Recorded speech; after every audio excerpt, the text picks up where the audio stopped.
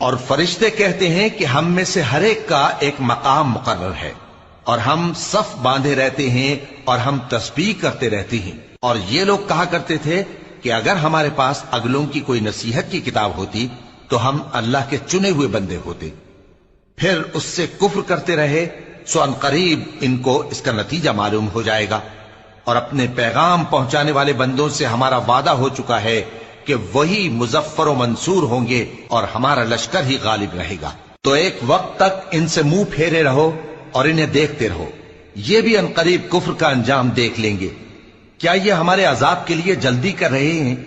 مگر جب وہ ان کے آنگن میں آ اترے گا تو جن کو ڈر سنایا گیا تھا ان کے لیے برا دن ہوگا، اور ایک وقت تک ان سے منہ پھیرے رہو اور دیکھتے رہو، یہ بھی عنقریب نتیجہ دیکھ لیں گے۔ یہ جو کچھ بیان کرتے ہیں تمہارا پروردگار جو صاحب عزت ہے اس سے پاک ہے، اور پیغمبروں پر سلام اور سب طرح کی تعریف اللہ رب العالمین کے لیے ہے۔